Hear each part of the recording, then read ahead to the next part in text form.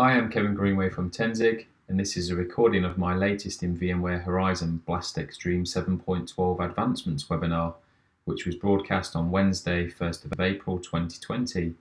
Please post any comments or questions below, and I hope you enjoy the recording. Thank you for joining this webinar. It will be hosted by myself, Kevin Greenway. I'm the CTO for Tenzing, and I've worked for Tenzing for 8 years, overseeing the product strategy for Tenzing.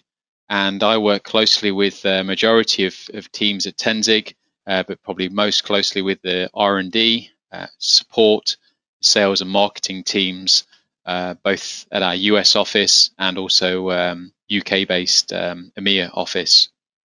So I've got a good set of experience with VMware Horizon and remoting protocols in general, and I've worked closely with VMware Blast Extreme since its introduction back in 2016. So I'm delighted today to present the latest in VMware Horizon Blast Extreme advancements, and I thank everybody for taking the time out of their busy days in joining me today to receive this news. And whilst this webinar did originally start out as planned for 7.11, with the recent release of 7.12, it was rude not to include that as well. So I'm glad to be able to share the results based on that particular version as well. So just in terms of some housekeeping, attendees will be silent during the webinar. The webinar is scheduled to be an hour long, but we plan to run probably the presentation for the best part of 50 minutes, and then there'll be a period of 10 minutes at the end for any Q&A.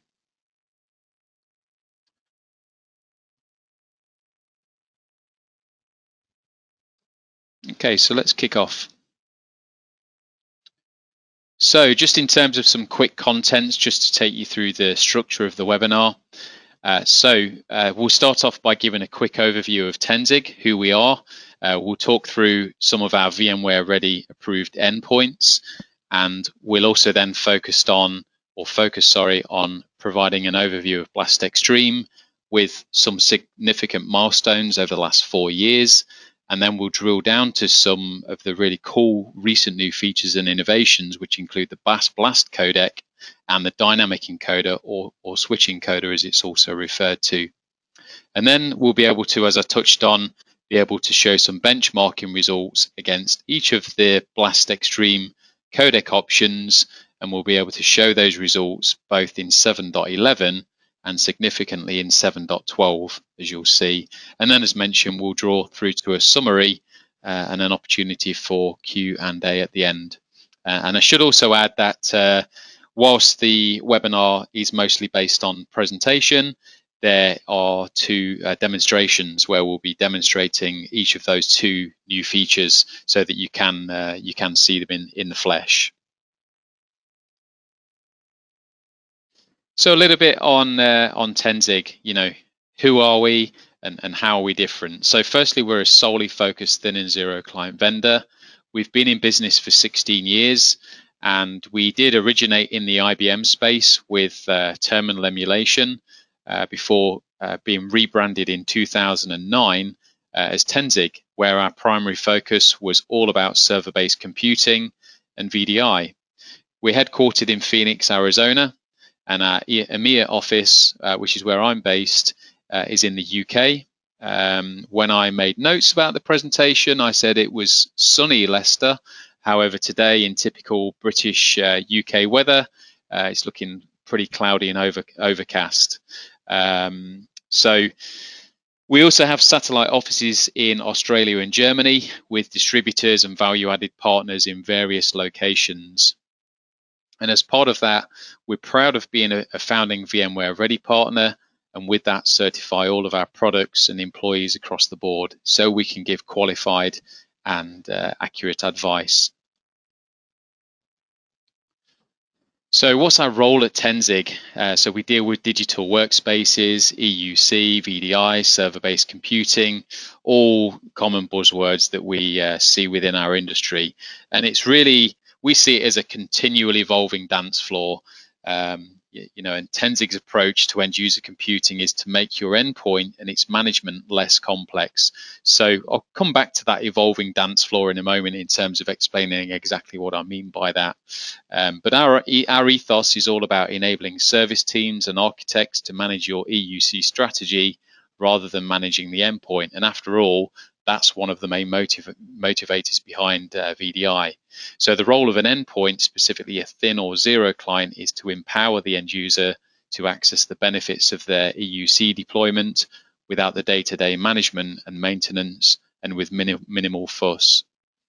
The role of Tenzing is to enable this with powerful and free centralized management via the Tenzing Manager, including in-house EUC-focused R&D to ensure your business is taking advantage of the newest features available, and with the best performing and solely focused support teams who understand more than just the endpoint, either solving problems or providing solutions efficiently, competently, and diligently.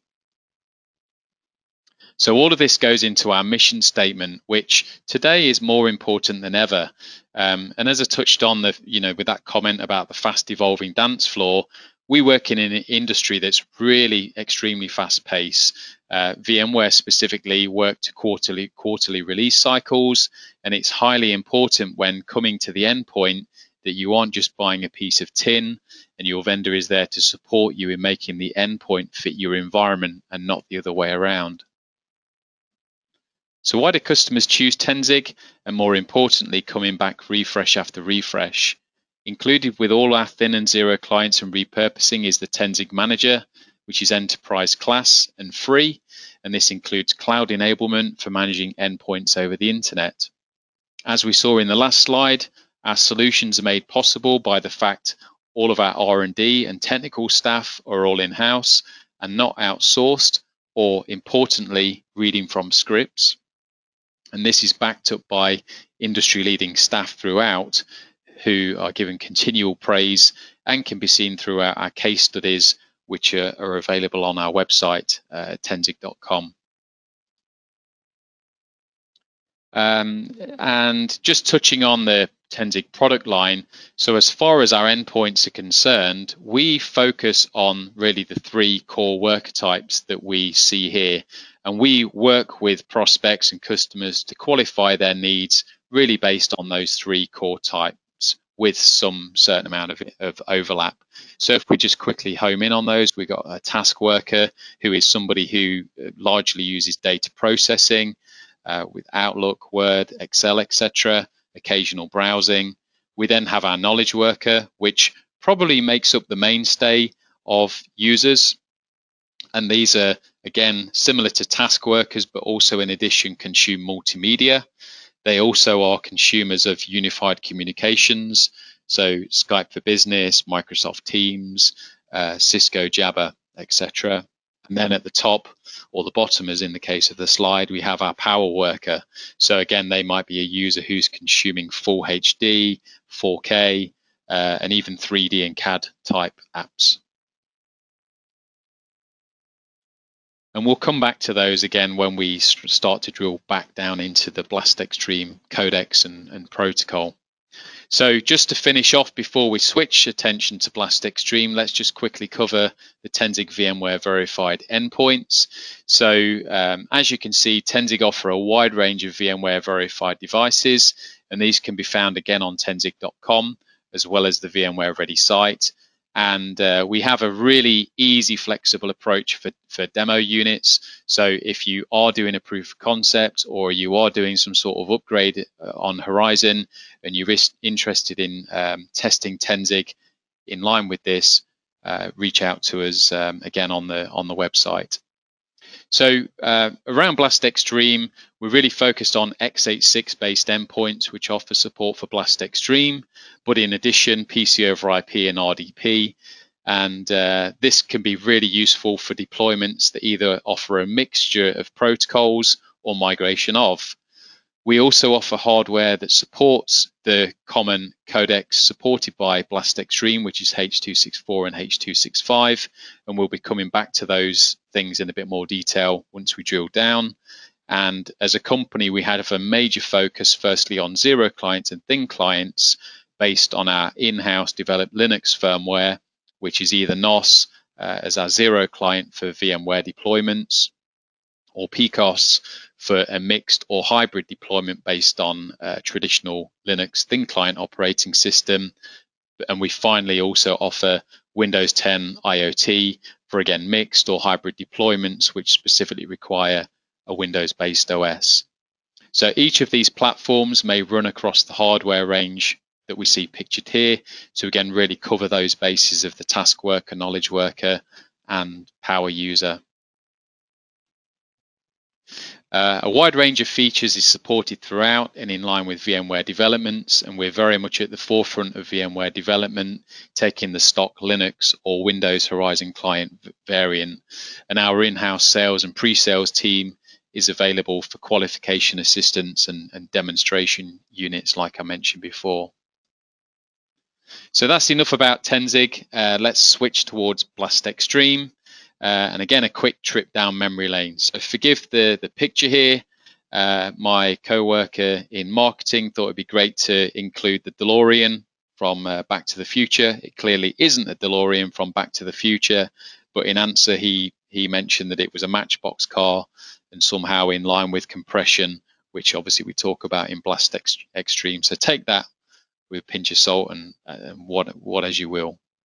So Blast Extreme, as I said at the start of the presentation, it's officially 4 years since Blast Extreme has been with us, and wow, you know how quickly that time's sort of passed us by. So it was first released with Horizon 7.0, and it was there to sit alongside PC over IP and RDP as an additional protocol of choice. Main differentiators were VMware developed and based to target an area of the market which was changing. And that included support for mobile devices, including battery-powered devices, and Blast Extreme was based on an industry-standard remoting protocol and not a proprietary protocol that required proprietary hardware. So it's based heavily on H.264, which hopefully all of the audience is now fairly familiar with, but for those that aren't, it's the same remoting protocol. It's a video codec that is used heavily in the consumer space and the media streaming platforms such as Netflix and Amazon Prime. Blast Extreme was also based on UDP and TCP, so it could be deployed via a mixture of LAN, WAN, and cloud-based deployments, which obviously shifting forwards 4 years today is even more prominent than ever. So looking down into the milestones from that point, sort of moving closer to today, I've taken the opportunity of picking out some key milestones. Now, we don't have the time to drill down into each of these, but the items in black just want to draw some attention to as they were prominent as we saw along the way. So Linux desktop support at the time wasn't supported by PC over IP or RDP. So thanks to Blast Extreme, Linux desktop support was made possible to sit alongside the support of remoting Windows-based desktops and Windows-based applications. The first version of Blast Extreme, specifically with H.264 decoding, only supported single monitor, and it's no surprise that most deployments have a minimum requirement of 2 or more monitors. So quite quickly, multi-monitor followed via H.264 decoding. And again, in line with the cloud-based deployments, Beat or Blast Extreme Adaptive Transport made its way, which was a transport delivery mechanism designed to provide improved connectivity and user experience in either highly latent or lossy environments. I've highlighted the performance tracker here, and that's probably more of an engineer's or a technician's tool, and in my opinion, really cool. It helps me day to day. It's been very useful, I know, for architects and administrators doing POCs of Horizon. And basically what it is, it's a feature that's part of the Horizon agent, so it can be installed during the Horizon agent, and it can be open to give a snapshot and real-time view of the connectivity, so the type of codec that's being encoded with BlastXtream, the latency between the endpoint and the agent, things like the available bandwidth and consumption. And again, you'll be able to see part of that in the demonstration that I'll give during the presentation. I should also mention some of the additional video codecs. So I mentioned H.264. The default video codec is based on UV420, and again, I'll come back to that later. But along the way, there was the introduction of the high color accuracy version of H.264, or as it's commonly called, UV444. And additionally, there was an additional video codec referred to as H.265, which again, I'll give some more detail on in a couple of slides' time. Onto the Horizon client, and by the way, the previous slide was touching on the Horizon agent. The Horizon client milestones really follows suit with the Horizon agent, and really the point of this slide is to show the almost parity between the Windows Horizon client version and the Linux client version, with which Tenzing offers support on both. And again, as I touched on before, we lead generally with the Linux variant. So a couple of bits to pick out of here. So on the Linux side specifically, we saw the introduction of seamless Windows support to enable support in the Horizon client for published applications, and that was a shift potentially away from launching either VDI or published desktops, which were RDSH based, into running published apps, either through the Horizon connection server or client, as well as through VMware Workspace ONE. So that was a prominent shift there. So then fast forward to present, and these are the things that we're going to drill down on in more detail through the webinar. So firstly, the Blast encoder, and as I mentioned before, the dynamic encoder or switch encoder. Also want to draw some attention again towards some improvements that were cited at version 7.12. So the Blast encoder and switch encoder were introduced in version 7.10, and again, further improvements were made through 7.12. But specifically, there's been cited some improvements around software encoder utilization improvements in version 7.12. And just to drill down on that, so again, with BlastXtream, we can encode in either video codecs or imaging codecs, again, which I'll give examples of later. But you also have the option of encoding either in hardware or software. To encode in hardware, you leverage NVIDIA GPUs or vGPUs, and to encode in software, we're encoding in CPU. And as we'll see when we get to the benchmarks later on, it's really important that if we're encoding in software, because it's being done in CPU, it's highly important to reduce that figure down to as small a value as we can, so that the remainder of the CPU is left to deal with the applications themselves, such as Office, such as Chrome, and any other services and executables that run on the host. And ultimately that aids the scalability of the host. And if you're running it in a cloud deployment, again, has a reduction in costs as far as reducing those CPU cycles. So there's a lot of work that continually goes on to make improvements in this area. And again, as you'll see, there are significant improvements that have been seen between 7.11 and 7.12. On the Horizon clients, also want to draw just some attention towards the lightweight protocol client, which I'll come back on in the next couple of slides.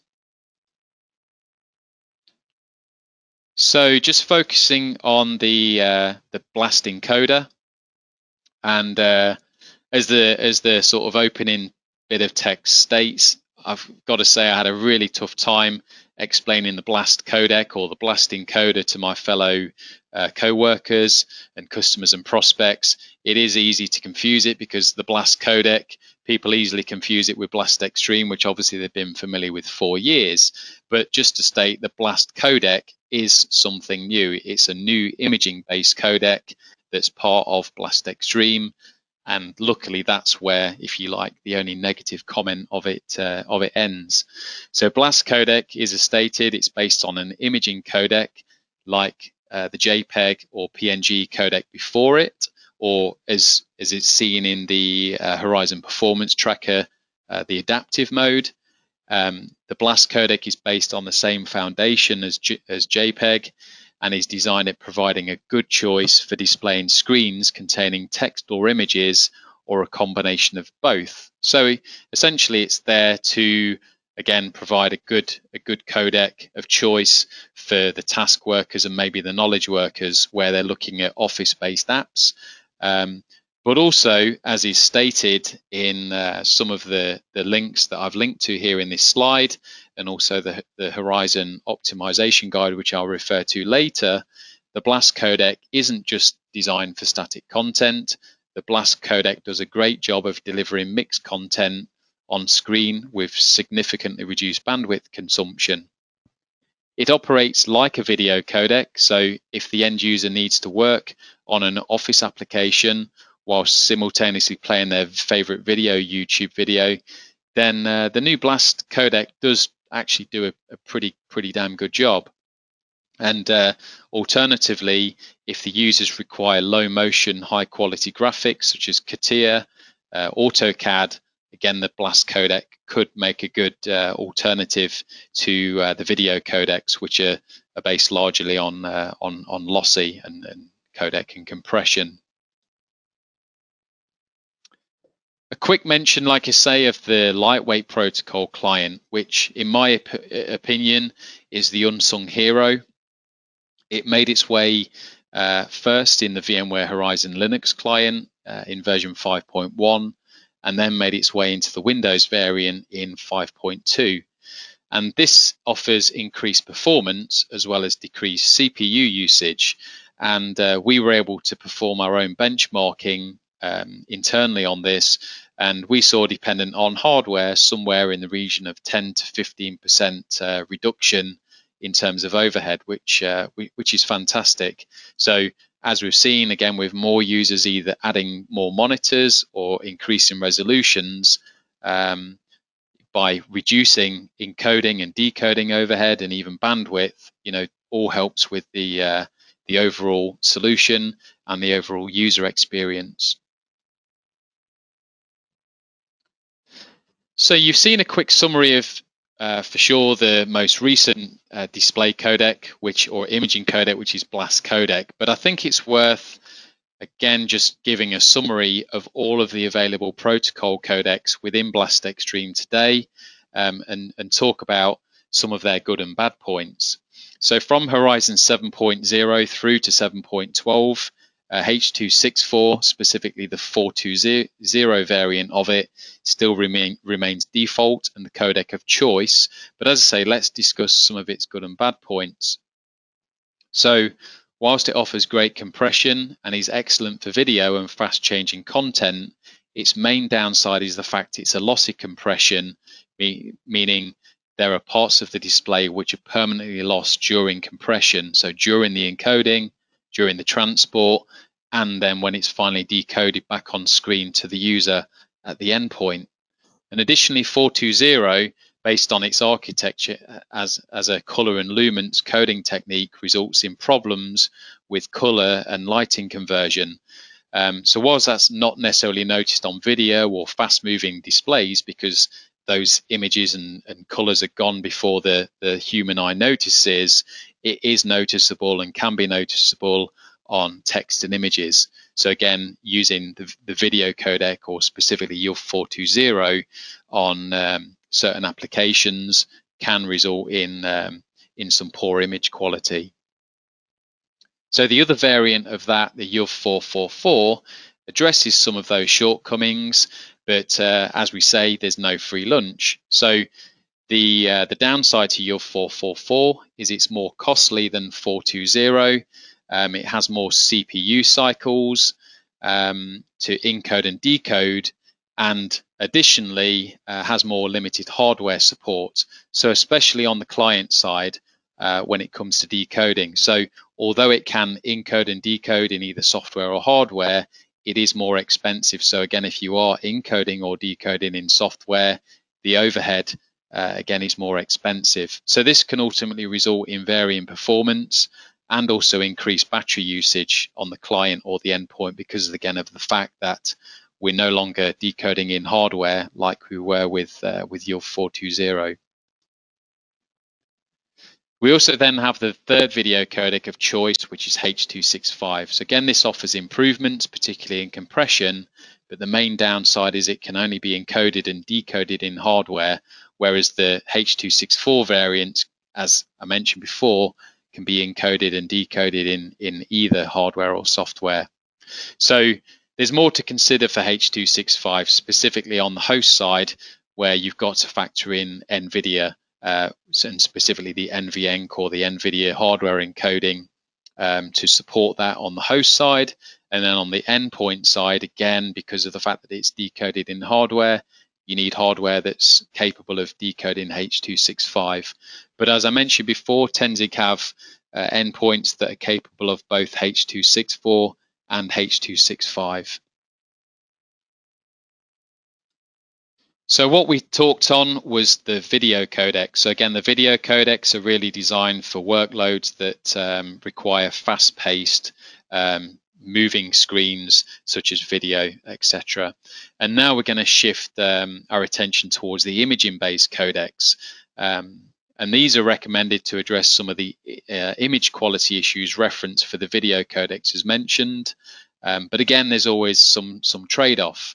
So JPEG or PNG, or as it's referred to as adaptive in the Horizon Performance Tracker, whilst they again improve on image quality, they offer less compression than the equivalent video codecs, as you'll see. And additionally, for encoding and decoding, this is always done in software for the imaging codecs. So you need to factor in CPU cycles in the host and the client, as well as end-to-end bandwidth. And also, as we saw with the video codec, but in flip reverse, the adaptive codec is great for displays containing text and images, but not as good for video. And after all, that's what video codecs are designed for. So some of this is alleviated in the BLAST codec, as I mentioned, and that's great to see. And you'll see that backed up in the results that we've captured. So I think this is really this next slide is a really prominent slide, and it's important to say what has been, I guess, the Achilles heel, because of course, there is a solution to this, which I'm excited to again talk about. So there are multiple codecs to choose from. And this is again really talking about what the Achilles heel is without the solution. So whilst there are multiple codecs to choose from, each one is based on either a video or an imaging codec. And again, with the pros and cons that we've discussed. So if you're a user who constantly consumes video, or you're dealing with fast moving content, then the video codecs are the choice for you. If you're an Office user and constantly in spreadsheets and Office apps, then the imaging codecs are the ones for you. But what if you use both? So again, going back to the three user types that we focused on, and I mentioned the fact that knowledge workers probably make up the mainstay of users. This has been a problem. Knowledge workers, we know, consume Office apps, and they also expect to be able to go backwards and forwards to the browsers to either go to YouTube for work or leisure, as well as to news and media sites, etc. So whilst you can make improvements for such use case, there is always, and again, this is a famous saying of mine, some form of trade-off. So what I'm going to do is actually just demonstrate this, and this is where I'm hoping the demo is going to play as nicely as it did first thing this morning, and it did, believe it or not, go flawlessly this morning. So I'm hoping it's again going to follow suit. Let's see.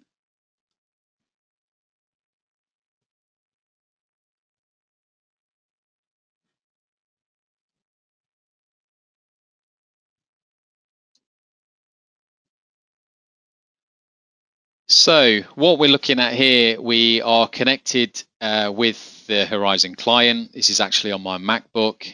We're running the latest version of the Horizon client for Mac, which is 5.4. And we are also running the Horizon Agent 7.12 on this Windows 10 VM. The VM happens to be located in Phoenix, so there is a fair amount of latency with the fact I'm now here in the UK. Now, how we're currently connected, if we bring the Horizon Performance Tracker into view, is we are, as you can see, connected via H.264.420.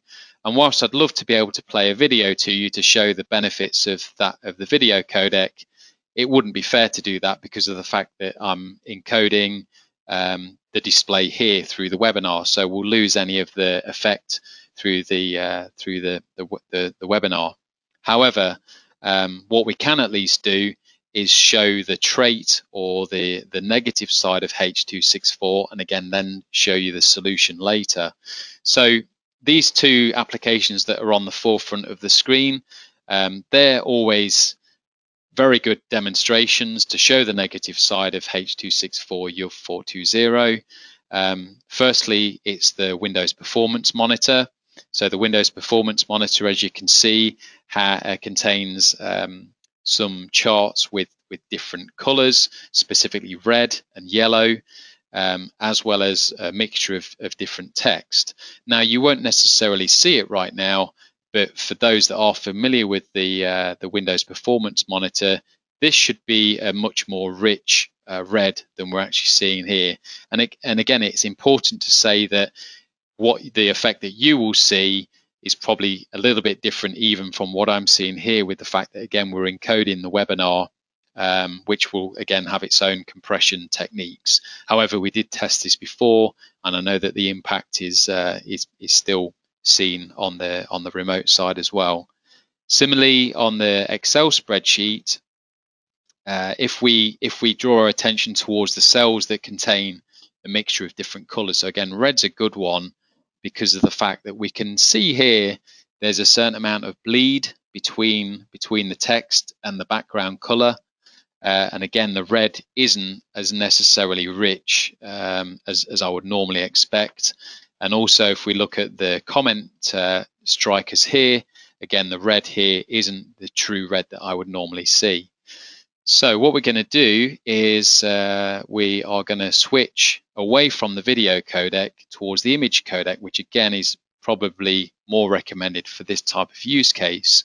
So just as a summary, in terms of the ways that we can do that, we can either use the GPOs that come with the Horizon agent, which are pre-installed on this VM here.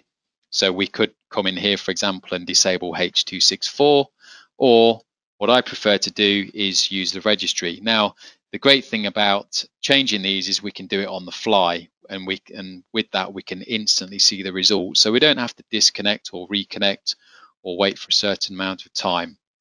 So just to go through the two options, I've got encoder blast codec enabled, which is currently 1, and I've also got encoder H.264 enabled, which is a 1. Now, if I set this to a 0, it's then going to revert to the blast codec, which we'll verify in a second in the Horizon Performance Tracker. So let's go in here, and whilst I do this, just either watch, and we'll do this a couple of times so everybody can see it, but just either watch your eyes on this particular cell here, as well as the charts below in the Windows Performance Monitor. So I'm just going to set that to a 0, and then as soon as I click OK, you should be able to see the immediate result. So that red has become much more rich, the yellow's become more prominent. Again, the color bleed that we saw before has gone away. And again, if we shift our attention towards the spreadsheet, these reds have become much more rich. And again, there's less color bleed and more prominence between those particular cells. So again, let's do the same again. But before I do, let's just verify that the performance tracker is now showing the blast codecs in use. So let's just do this again. Let's go back to the registry, and let's just turn the H.264 codec back on. So again, watch the reds, watch the yellows, watch the cells. Let's turn it back on. And again, that's the effect. So our experience of this is that while some users quietly work away without knowing anything, they don't necessarily see anything, there are a certain selection of knowledge worker type users who complain vigorously to their IT admins that they're not happy with the screen. They obviously don't know what's happening under the hood. As far as they're aware, they might just complain that the monitor they've been supplied is not good quality. But that's again a bit of a trait of the video codec, which hopefully is demonstrated for you well. So let's come back to the presentation and then let's talk about the solution.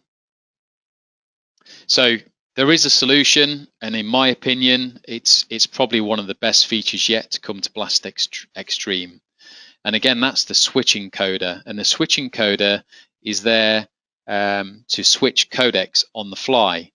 So it operates by detecting screens with rapidly changing content, and where it detects rapidly changing content, such as video, the screen will be switched to a video codec, and where the screen is static, the switch encoder will switch back to the imaging-based codec. So this offers the solution for, like I say, one of the main fallbacks of in the past having to choose from either a video codec or an image codec, where again each one might offer, you know, a perfect solution for one and a reasonable solution for another, but not necessarily a perfect combination for both. So this really addresses that completely. Another great feature about the switch encoder is the fact that it can be applied to specific monitors at any one time. So again, an example, let's say that monitor number 1 is the user's consuming video on that particular monitor. That will be encoded in H.264, whilst the user's second monitor, let's say that that's displaying a spreadsheet, like in the example here, that will be encoded in the BLAST codec. So again, we're encoding, again, screen by screen based on the user's consumption. Now, the only real observation I've made and potential drawback at this point in time, and whether that changes, I'm not sure, is that when you use the switch encoder, you do lose the ability of hardware encoding for either H.264 or H.265. So again, bear in mind if you switch towards the switch encoder and you have the NVIDIA graphics, then although it will, for the video codec, it will switch to H.264, either 420 or 444. Both of those will be encoded in CPU on the host. And in the imaging codec, you can choose either JPEG, PNG, or the BLAST codec. So again, let's quickly demonstrate this so that you can see the immediate effect of that, assuming that the demo gods are with us. All right, so we're going to leave these as 1 and 1 because I want to use these two codecs in combination with the switch encoder. And to turn the switch encoder on, I use this particular parameter here. And by the way, these parameters, they're all available in that Horizon optimization guide, which again, I'll refer back to at the end of the webinar. Okay, so let's make this a 1. And again, just keep your eye again on the performance monitor below. So when I switch this to a 1, again, we can see that it's switched to the BLAST codec. If I go towards the performance tracker, we can now see that the encoder name is showed as switch. Now, something I've observed at the moment is that although the performance tracker displays the encoder name as switch, it doesn't necessarily verify which particular codec is in use at any one time for each screen. However, there is a solution to that. You can either trust on the fact that you know the way the codecs work and look at it, as well as refer to the log files. And this is some sample output that I captured for the webinar, which again I'll draw back on at the end, as well as, again, it's detailed in that Horizon optimization guide. But within the log files, what it will do is whenever the codec switches dependent on a screen, it will output these particular parameters into the log file. So again, switching between H.264.420 as well as the BLAST codec.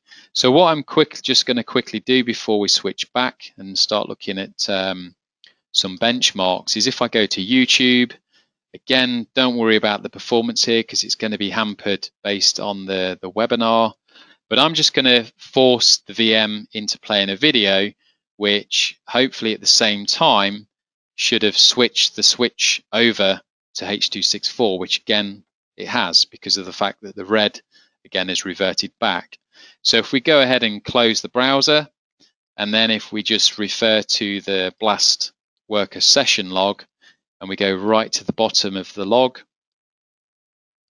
you can see that effect. So again, you can see where I opened the browser and I went to YouTube, it switched to H.264, and when I closed the browser, it switched back. So hopefully everybody's taken that from the demo. Again, a really, really good feature. Okay, so then we move towards the benchmarking. So what are we capturing here? So on the host side, we're looking at capturing the encoding process, which is an executable called VM-BLAST-W, and we're also looking at the bandwidth. So how many bytes we're actually transmitting, or as we captured megabits. And for both of those, we're capturing the average and the maximum. We did it for a single monitor use case at 1080p, and we captured it on a Tenzing 5910Q, which again allows us to verify all of those codecs of choice. And the two measurements that we based it upon were YouTube. Again, YouTube has always been, in my years of Tenzing, whenever I've gone to meet prospects and customers, the first thing that they want to do with their new shiny VDI environment and their beauty parade of thin clients or endpoints is stress it to the max. So they go to YouTube and they go to their favorite movie trailer or high definition trailer, and they play it. And the second one that I've used is actually a news site in the UK called dailymail.co.uk. And the reason I've chosen that is because of the fact that it contains a really big, wide range of text, images, and video. And I should also say that for the dailymail.co.uk benchmark, we basically scrolled down using the page down key so that it forced the encoder into encoding as much changeable content as it possibly could. So it's also, just a bit of a disclaimer, it's also fair to say that these two tests, again, are designed to stress the codec and BLAST Extreme to its limits. So they're not necessarily a fair measurement of normal use case.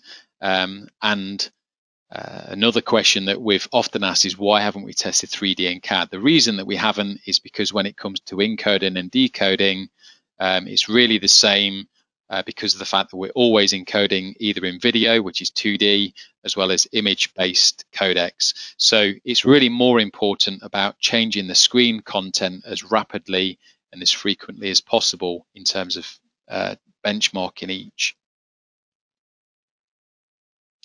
So this first example that we've looked at or looking at, and let's just quickly focus on the graphs here. So low is ultimately better. The orange signifies the average consumption. The black is the maximum consumption. And this is again the encoding overhead on the virtual machine whilst this YouTube clip was playing.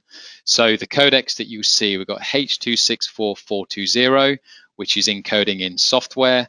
We've got the same but NVENC, so that's encoding in hardware versus software. We then got the 444 variants, again, either software or hardware. We've then got H.265, and then we've got the imaging-based codec, so the BLAST codec versus the adaptive JPEG and PNG. And again, these results that you see are based on the 711. We'll look at 712 differences later. So as comes as no surprise, the NVENC, which is the NVIDIA hardware encoding, results in the best result here across the three, with roughly 70% improvements. And then other points to note is that the video codecs on the software side, the 420, results in the lowest overhead. And similarly on the image codecs, the BLAST codec offers the best savings and utilization as far as encoding overhead, with roughly 25% improvement in utilization.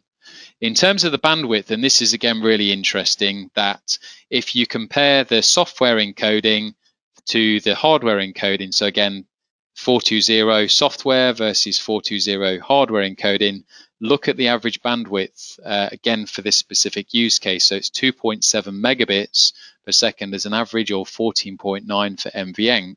Now again, it's important to state that this is just this particular use case, and it largely will vary for each use case.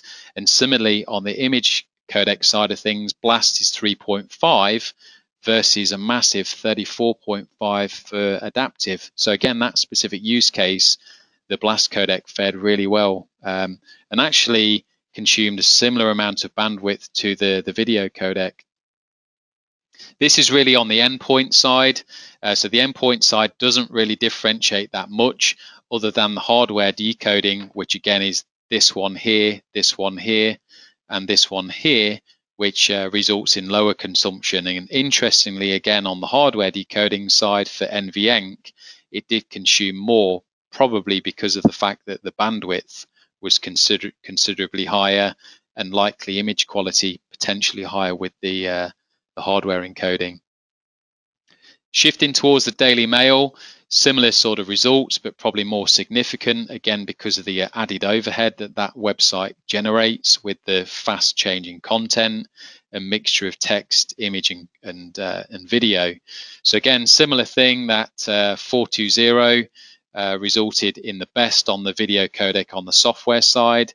The NVENC was the greatest savings, and then on the imaging side, the BLAST codec fared better. Similar thing again on the bandwidth, as we saw in the YouTube clip, and again similar thing on the endpoint side. If we then shift towards the comparison between 711 and 712, again, hopefully, as you'll see here, there are fairly significant improvements between those two versions. So for encoding that YouTube clip in 711, consumed an average of 43% of the CPU versus 41 for 7.12. A more significant savings actually in that BLAST codec, maybe because of the fact that it's a fairly new feature and there's improvements being made all of the time. And then even more savings on the Daily Mail side of things, so 45% here for 420 and 26% for 7.12, and again 8% improvements for the BLAST codec, again for that Daily Mail website. So just drawing towards the summary, and then we'll open up towards some Q&A. So we're using the video codec. Ensure it's tuned to suit not just your environment, but the hardware you have available. So make use of the hardware encoding where possible, because as you've seen, there's definitely improvements there with encoding overhead, but don't rule out the software encoding, especially where bandwidth may be a concern. Evaluate the codec switcher for providing the best of both worlds on those codecs, as we saw. Ensure you test it with a subset of users or POC first. And make sure that you test each type of application and use case to make sure that the switcher is working adequately. And the same sort of theme for the BLAST codec. So test it either as a whole or in combination with the codec switcher. And again, similarly, make sure that that BLAST codec is tested with each application. It was covered in one of the slides. I didn't necessarily drill down on it, but the BLAST codec currently doesn't offer any customizations like the adaptive codec and like the video codec does. So if you do see any issues with quality on the BLAST codec, you can obviously fall back to the adaptive, either JPEG or PNG.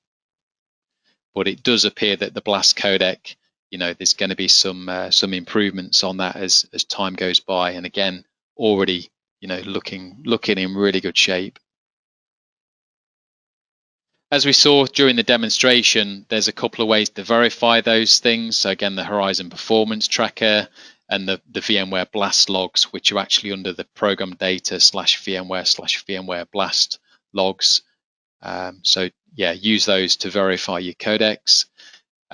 This is an output that again we captured during the demo. They are listed here in terms of each one, whether it's again in the Horizon Performance Monitor, whether we are encoding in software in this case or hardware in this case, because of the fact that it mentions NVIDIA NVENC, and then also again if we're encoding in Blast codec or the JPEG PNG as adaptive. And then again, remember with the switch encoder, the encoder lists switch, but then you look for the switch enc or screen X switching towards whichever video or image codec it's switching to at any point in time. So just to finish off again before we move to the Q&A, just like to give some credits and acknowledgements that I've referenced throughout. So a lot of the content published here throughout the webinar, and similarly to enable me to provide those demonstrations, is thanks to this fantastic VMware Blast Extreme Optimization Guide. It is available at that link that I've shared. I do happen to know that the very latest version I think is now live, and that's based again on 7.12.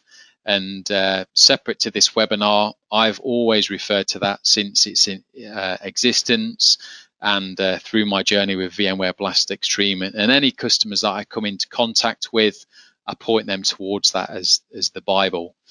And similarly, although not directly referenced here, it's always worth referencing the VMware optimization tool. So what we see during the benchmarking is that the encoding side of things can take a significant share of CPU cycles on the host.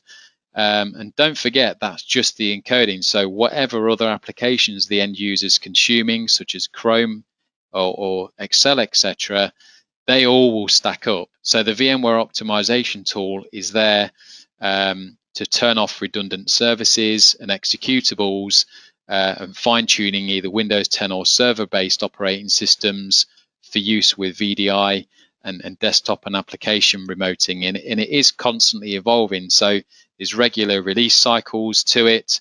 And I believe this is still the latest one that's pictured here, so version B 1140. So thank you very much for your time. I hope you found that enjoyable and useful, and I'll now shift towards the any Q&A that's coming in between.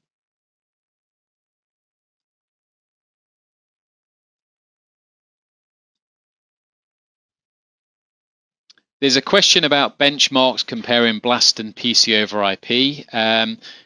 We took the move in this particular presentation not to do benchmarks of that, but there is, if you look on youtube.com and you go to the Tenzing channel, or even search for Blast versus PC over IP, we did a webinar on this probably some three years, maybe even 4 years back, where we did directly benchmark Blast against PC over IP. But again, bear in mind that I think the last time we did that, it was based on version 7.3. So again, there have been further improvements for Blast Extreme, but that's definitely your go-to for comparing those two. There was another question about, will this webinar be available to rewatch later? Yes, I am recording this. I happened to forget to click the record button this morning. Thankfully, I've not forgotten to do that this occasion, so that will go again up on our YouTube channel, so you are free to watch it back. There's a question about the 5948Q supporting H.265. As it stands today, the 5910Q, the Windows 10 variant of that, does support H.265, and we are working internally on the Linux side to verify the H.265, but for sure the 5910Q has support for H.265. There's a question about benchmarking the switch encoder. We didn't specifically benchmark that because, again, the whole point is that it switches to either H.264 or and in the example that you saw, the blast codec. So it'd be more important to benchmark that against specific use cases that your user would consume. Because again, the whole point is that it will switch and adapt. So you would probably benchmark again the individual codec based on any one specific use case, and then combine the points together. Another one asking about a copy of the recording. So again, yep, they'll go on YouTube, no problem. One that's probably unclear when running GPU. That looks as if it's probably incomplete, so I can't answer that one. There's one asking about white papers to tune voice and video for Teams and Cisco, etc. You probably should look to, if you're using things like the optimization, so Cisco JVDI, for example, you should probably look more towards the vendor themselves for those things if you're running local optimization, because of the fact that you can do sort of DSCP marking and QoS marking on those side of things. So they're probably your safe bet to actually talk to the vendor of those. I didn't touch on that specifically for Blast Extreme, but Blast does allow you to also set parameters to tune audio and also prioritize the Blast based on quality of service. So you can set DSCP values, etc.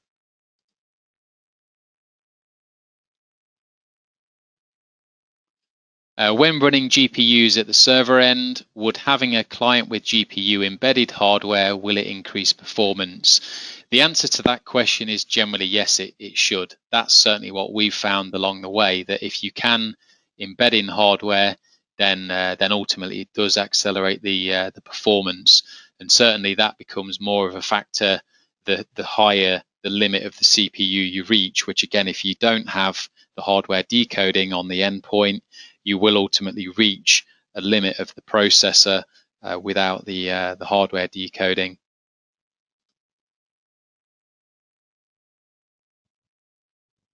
There's a question about distributors. I'll take that offline and refer that to the necessary colleagues, so no problem there.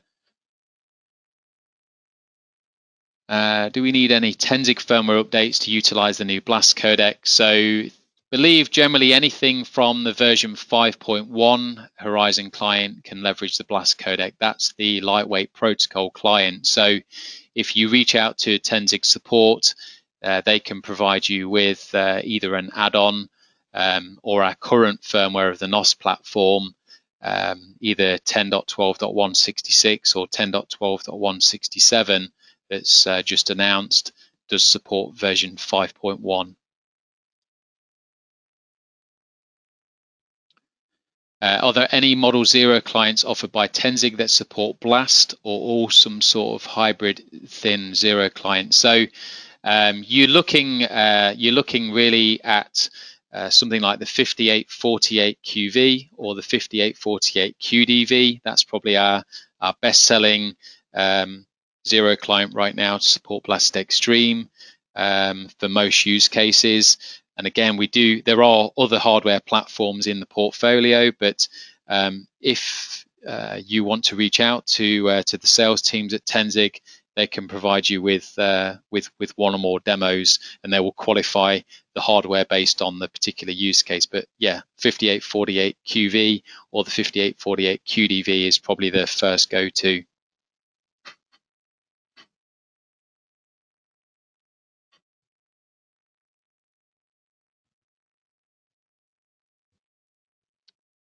There's a question about Wise, Dell, and Tenzing are facing some sort of image compression whilst transfer through the internet.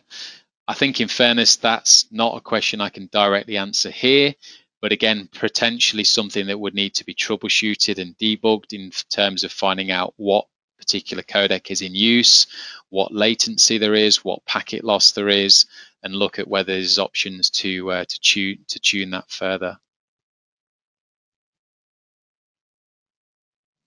And the last question, I know this was geared more towards thin and zero clients. Did you do any type of benchmark outside of your network?